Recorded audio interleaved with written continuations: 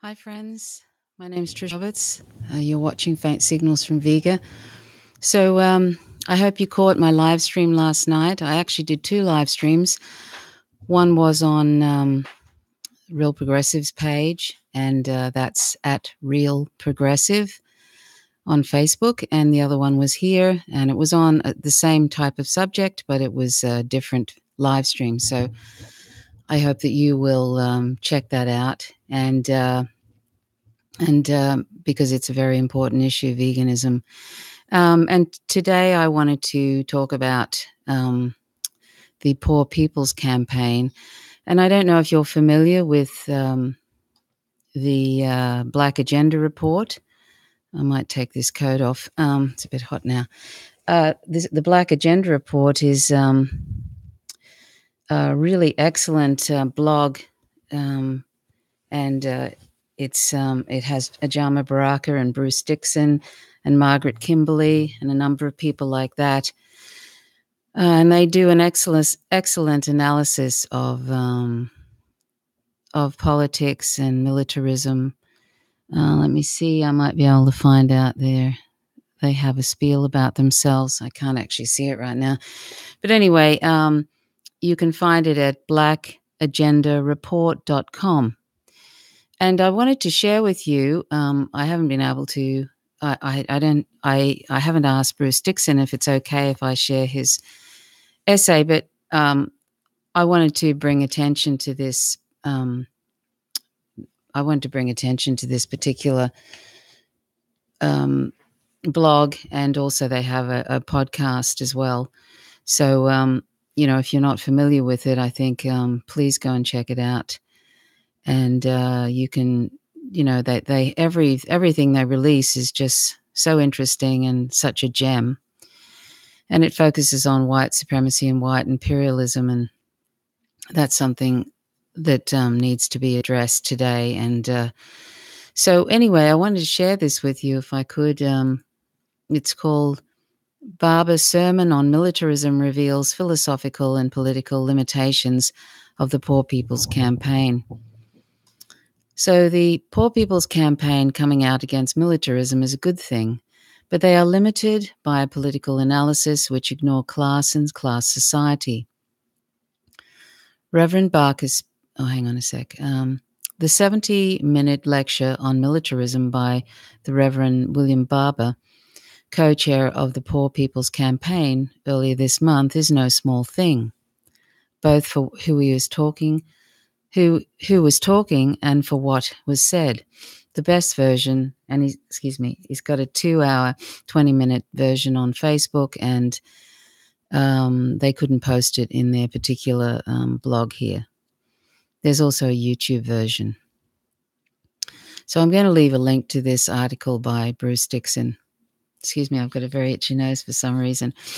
So both of these produced by Repairers of the Breach, part of the Poor People's Campaign's own communication shop, all of it worth a serious listen in order to get a sense of who and what the PCC and its worldview are, and again what they're saying.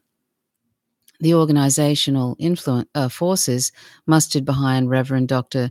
William Barber and the Poor People's Campaign are nothing less than a broad swathe of mainline and other U.S. Protestant churches backed by the generous gifts of a galaxy of foundations and individual wealthy contributors, supplemented by the bottom-up energy pulled from many thousands of church communities, their activists, and the innumerable good works they carry on. Reverend Barber speaks for the political leftish wing of the institutional church in the U.S., which has pretty much anointed him the mantle of the Reverend Dr. Martin Luther King's final year with a way bigger budget and minus the burden King carried as one of the nation's most hated, derided, and despised public figures. Hold on a sec. Okay. So in a little over an hour, Reverend Barber's sermon stakes out a number of anti-imperialist and anti-militarist positions on U.S. and world history and on current U.S. imperial policy more explicit and more advanced than any the Church has issued in the past. He notes the foundational American crimes of Native American and African genocide, land theft and slavery, white supremacy, and settler colonialism. Barber condemned Vietnam and scores of US interventions all over the planet since World War II as illegal and immoral, and denounces environmental devastation as immoral too. He names the US empire's military budget as the principal obstacle to human progress inside the US. These and other evolving positions reflect the fact that the Church is a field of contention too, in which a number of institutional and activist forces are vying for influence. Barber's position makes him kind of a church politician, and activists inside and outside the church are pushing Barber and the PPC to the left. But the limitations of the Poor People's Campaign are both philosophical and political. Philosophically, the Poor People's Campaign's historical and current analysis blames everything on immoral persons and immoral policies, on the lack of moral depth and moral commitment, distorted moral narratives, and moral analysis, to which Barber puts forth the remedies of, quote, moral revival, end quote, of a, quote, massive moral reset, end quote, to be accomplished by, quote, moral defense, end quote, moral resistance, end quote, by nonviolent direct action, and in line where he and his audience were most enthusiastic and at ease, by rising up and, quote, voting like never before, end quote. The problem here is that labeling your political opponents, their leaders, their misguided values, and their persons as, quote, immoral, end quote, is never a persuasive political tactic. It might make those already on your side feel nice and comfy to know they're all moral and the other guys are not, but it's not functionally distinguishable from Hillary Clinton appearing to call 60 million Trump voters a, quote, basket of deplorables, end quote. That kind of thing wasn't respectful or persuasive coming from Hillary Clinton, and it's not any better coming from Barber and the Poor People's Campaign.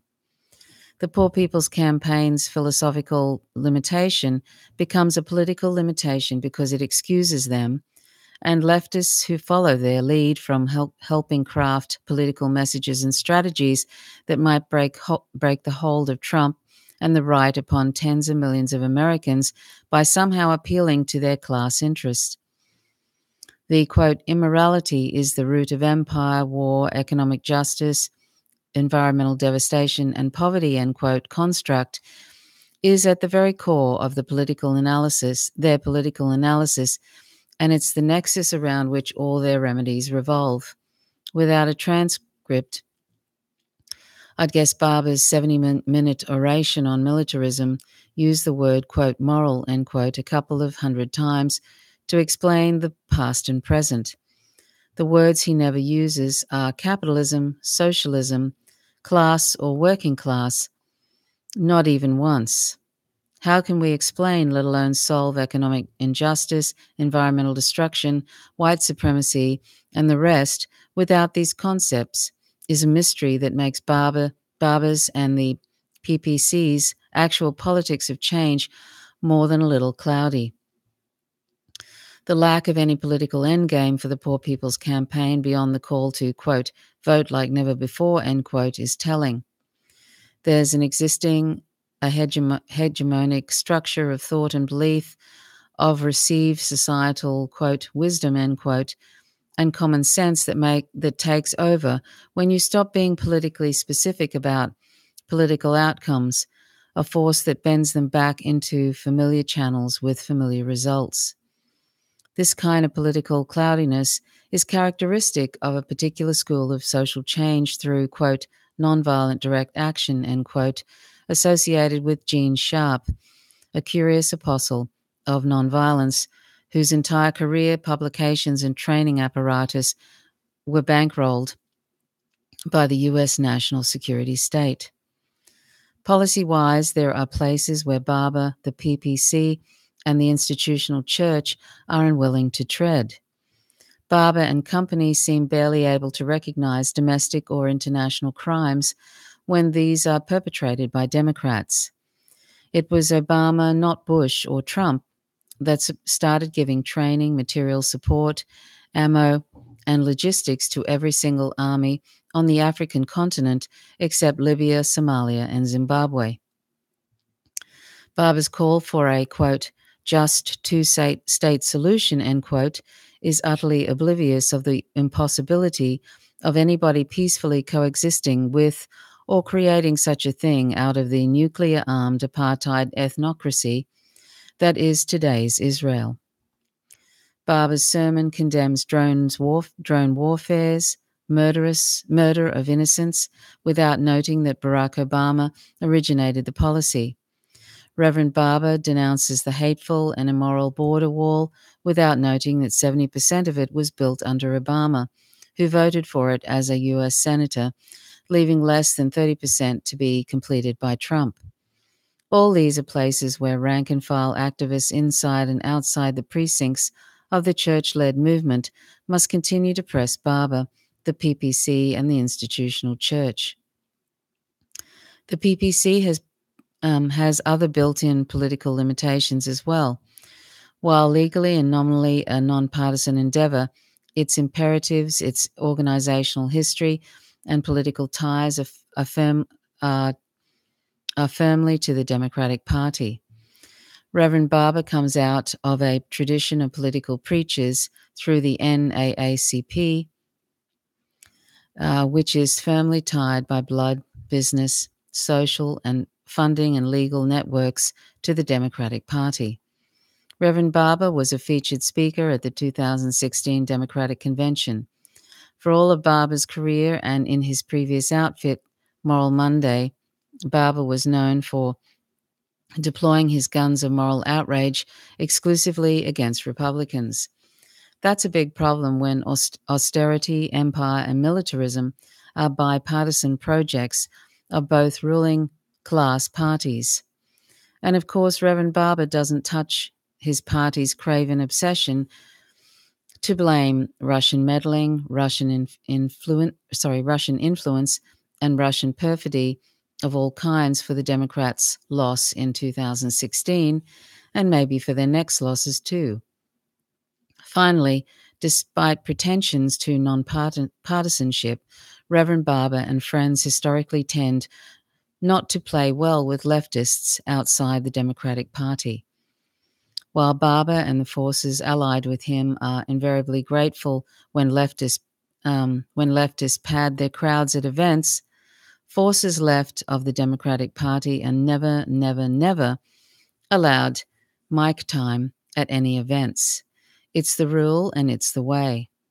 Democrats play it. If the good Reverend and his friends ever find a way to publicly and collegially acknowledge the presence of leftists outside the Democratic Party, we could easily find ourselves marching a long way against war and imperialism alongside the church folks. We won't be the block to this happening. We can and ought to march alongside them. What we cannot do as socialists is consent to be led by their cramped vision, a vision which refuses to name capitalism as the problem, let alone consider building a 21st century socialism as a solution. So that was by Bruce A. Dixon, who's the managing editor of Black Agenda Report and a state committee member of the Georgia Green Party. He lives and works in Marietta, Georgia. So anyway, I think that's a very good essay. One thing that unfortunately members of the Black Agenda Report aren't familiar with or aware of, except maybe Yajama Baraka, is modern monetary theory, which is simply a description of the operational reality of the economy, and it would behoove the Black Agenda Report and anybody really who lives in a sovereign country that has a sovereign currency to understand modern monetary theory. It's not a theory; it's simply a description of how the economy works. And and if we understand this, then we can call politicians out when they say that federal taxes fund spending, because they don't fund spending. So when you see them pulling out $700 billion or whatever for, I think that was the amount that Trump recently pulled out for a space force, you never hear them talking about increasing taxes to fund that. That's because taxes don't fund spending; they're deleted upon receipt, and money is keystrokes being brought into existence in a sovereign country, and a sovereign country cannot go broke. So they never have any problem funding the military and spending trillions of dollars really on it, because it's not about the country. Sovereign country can't go broke if it has its own sovereign currency. And federal taxes don't fund spending. So Congress holds the purse strings in the United States, and when they want stuff for the military, they just keystroke it into existence. The money, they hold the purse strings, and out comes the hundreds of billions of dollars, just like that. So when they say we can't afford Medicare for all, or free education, or the elimination of student debt, or fixing infrastructure and all of that, or that Social Security is going to go broke, they're all economic lies. It's just and some of those people who say that are economically illiterate, and some know better. But that's something that we need to know, and that's something that would be really great if people on the Black Agenda Report could look into that, because it changes the dialogue, and it also gives us all power. I mean, we're not going to get rid of capitalism immediately, but we can certainly deal with the mess that it's in right now by understanding that federal taxes don't fund spending, and that all these public purpose programs could be afforded right now without any increase in taxes, without any burden on anybody.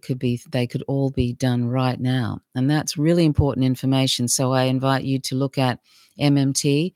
You can, if you put the hashtag LEARN, LEARN, MMT, M for modern, M for monetary, and T for theory, learn MMT, and you'll find a whole lot of stuff about that. And you can look for Dr. Stephanie Kelton on YouTube and Twitter, or Professor Bill Mitchell, or Dr. Stephen Hale, or Warren Mosler, or Fidel Kaboub. There's a whole lot of different people talking about it. But Dr. Stephanie Kelton was Bernie Sanders' economic advisor in his 2016 presidential run. And Dr. Stephanie Kelton is a promoter of modern monetary theory, and she's really breaking down doors in Washington. They're inviting her everywhere now to speak. And so it's something that's, I think, it seems like it's an unstoppable force, and it would be great if you, I encourage everybody to look at this, because politicians can't once you understand the operation reality. MMT just describes the operation reality of the economy, of a sovereign country's economy with its own sovereign currency. And once you understand that, you can hold politicians' feet to the fire when they lie, when they're economically illiterate and say things like federal taxes fund spending, or that we need to eliminate the debt. If you eliminate the debt, you're actually taking money away from the private sector, from all of us. So if you're balancing the budget, you're actually taking money away from all of us, taking programs away from all of us, and often that is always associated with recession. So I implore people to look at this, and that would be really great if the Black Agenda Report understood that as well, because we're not going to get rid of capitalism straight away. It needs to go, of course, but if we understand MMT, we can address some awful wrongs that are happening right now. The austerity, neoliberalism, we can crush neoliberalism with it. So that's a good start. And eventually it would be great to get rid of capitalism. So anyhow, I wanted to, I shared this essay with you because, well, one, the Black Agenda Report is just so great. blackagendareport.com. Such a great blog, and from a Black perspective, and addressing white supremacy, etc., war, which is something that really needs to be addressed today, imperialism and war. And it's really not being looked at at all, really. And there is no anti-war movement to speak of, and that's just appalling. And the other thing is that you'll notice that in the United States, a lot of this, the type of things that Bruce Dixon was talking about in this essay, he's talking about how the Reverend Barber was sort of very closely tied to the Democratic Party. And so he's not going to criticize the Democratic Party because he's probably getting funding from it. And he's sort of in some ways, it's another way of, bringing down Trump, when both parties, the duopoly, is just two wings of the same bird. The duopoly is just an imperialist, neocon, neoliberal mess. And they have no interest in the public and no interest in bringing any sort of social equality. In fact, it's an inverted totalitarianism situation now in the United States, where corporations it's not run by a demagogue, but corporations are really controlling things. But it gives all the sort of everything looks like it's a sort of like a democracy, but it's sort of basically serving corporate interests. That's probably not a very good explanation about inverted totalitarianism, but you can find, if you look for the author Sheldon Wolin, Wolin, who died about a year or so ago. I think he wrote a book called Democracy Incorporated, and that explains what that is. So, but the problem is that a lot of the critique, mainstream media tends to focus on one particular party as if that's the problem and that nothing else came before that. Like the MSNBC and Rachel Maddow and all those different liberal pundits who were corporate liberal pundits, they talk about things as if all the problems started with Trump. They started a very, very, very long time ago, and Obama opened the way for a lot of it. Bush did as well, but it's been, the rot has been there for a very long time. So Trump is just the part of that, and these are just front puppets, really. The basic, the rot goes along with each administration, the military-industrial complex, the imperialist wars, and so and austerity, bringing more and more.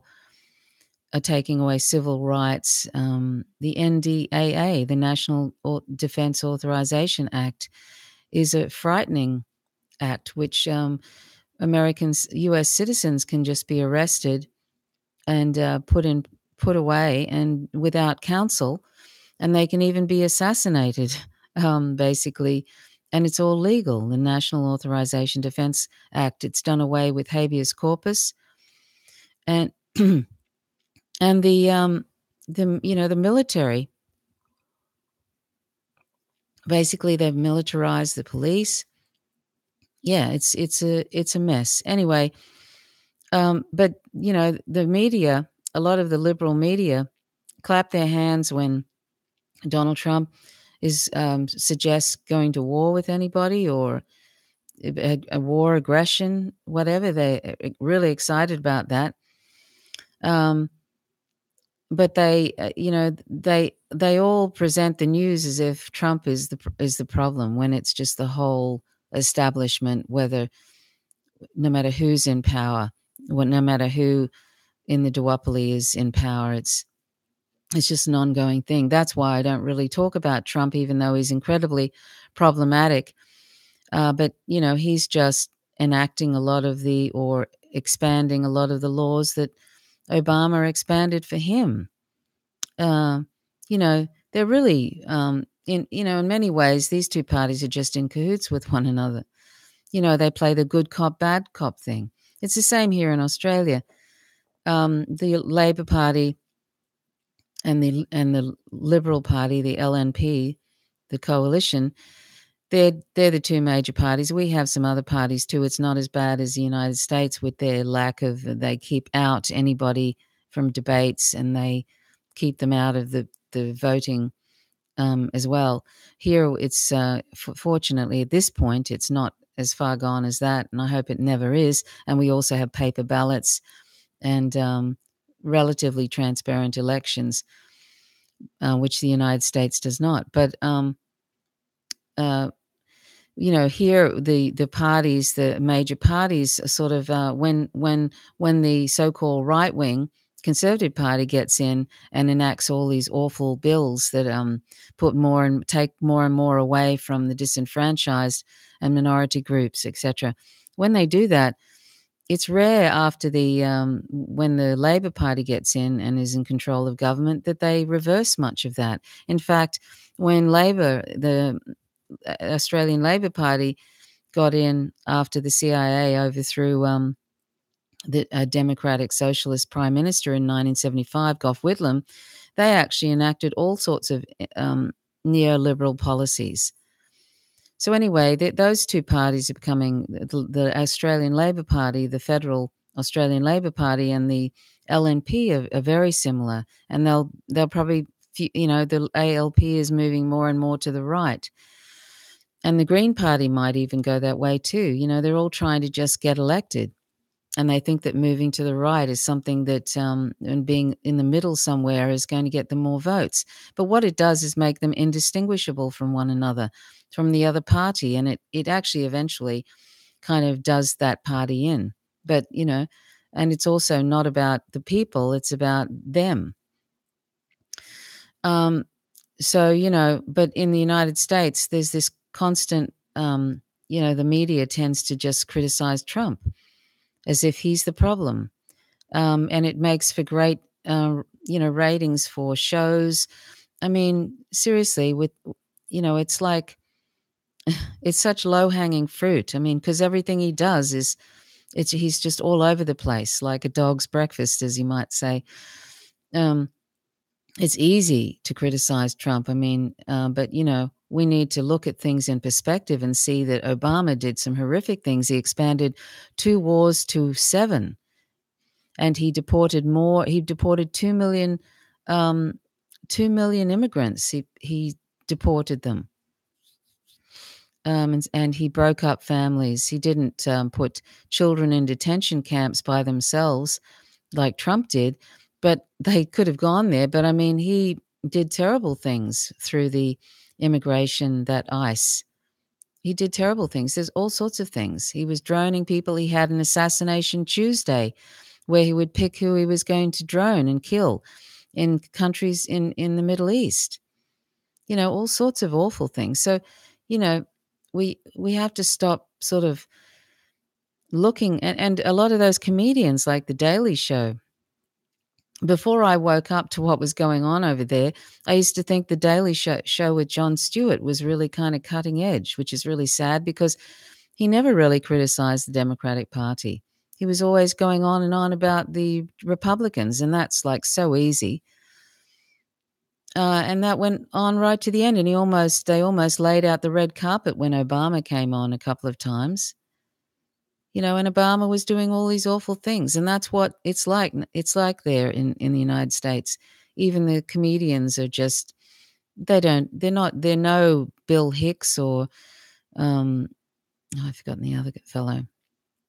They're not about holding anybody's feet to the fire, no matter who they are.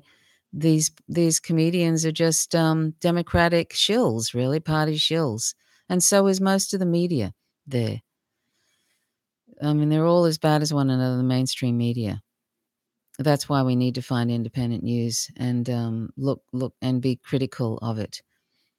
So anyway, that's what the Poor People's Campaign is kind of doing. It's kind of got it's closely tied to the Democratic Party, and so they're not going to be criticizing what the Democratic Party does. I think in some ways it could even be just to continue on this vilification of Trump, etc., so that the Democrats can win in 2020. The Democrats are so desperate because they have no ideas. They all they seem to be able to do is do this thing they did, which lost them the last election, which is we're not Trump. I mean, that's their party platform. We're not that other guy. That's a really low bar. So anyway, if you're a US citizen, for goodness sake, don't vote for that awful party, either awful party. Start doing what you can do for electoral reform, getting paper ballots and addressing voter suppression, and get rid of those ridiculous electronic machines that can be remotely hacked. And don't buy into that ridiculous Democratic Party-driven anti-Russian propaganda narrative, which is based on nothing. It's just more making excuses for a failed party and Hillary Clinton's failings. That was an inside leak from the Democratic Party of the Podesta emails, etc. It was an inside leak to WikiLeaks, and it wasn't a hack. And the NSA, as William Binney, who's an NSA whistleblower, said, you could find out in a New York minute if Russia hacked those elections and whatever, because they surveil all the incoming emails and all sorts of communications. They could find out just like that if Russia hacked anything. So anyway, yeah, so it's really unfortunate. I wasn't aware that the Poor People's Campaign was so closely tied to the Democratic Party. I have to say I don't follow too closely the whole party type stuff, because it's just sort of, I feel like it's just a bit of a circus. It's just a distraction, and really they're not reformable, not redeemable, and I'd rather spend time talking about anti-imperialism and anti-war, and